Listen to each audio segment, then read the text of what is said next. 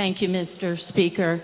Just very briefly, I stand in very strong support of this legislation also, and I would just like to make a few comments that I agree wholeheartedly with the comments that have been made previously, but I do have one question to the proponent of the bill, if I may.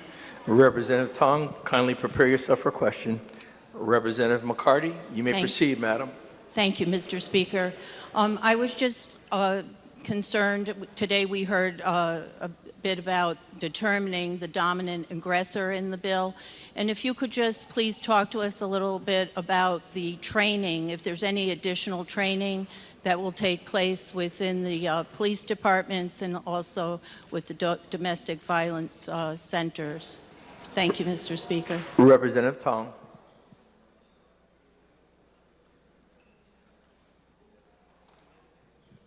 Thank you, Mr. Speaker. There are extensive provisions throughout the bill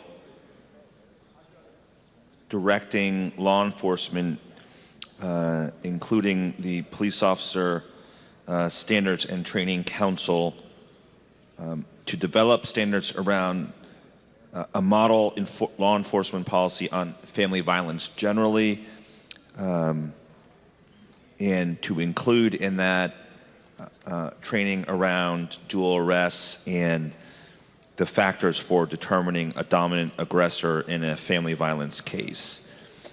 And the language of the bill also, I think, goes to great lengths to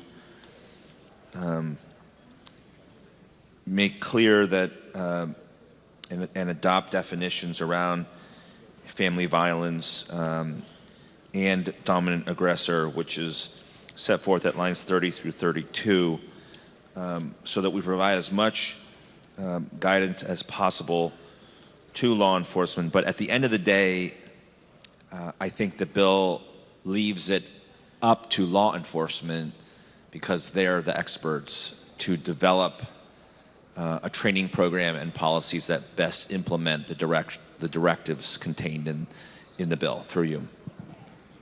Representative McCarty. Thank you, Mr. Speaker. And yes, I certainly agree with that assessment, and I think that this bill will go a long way in adding an extra layer of protection to women that call and that will be protected. So I thank you, Mr. Speaker.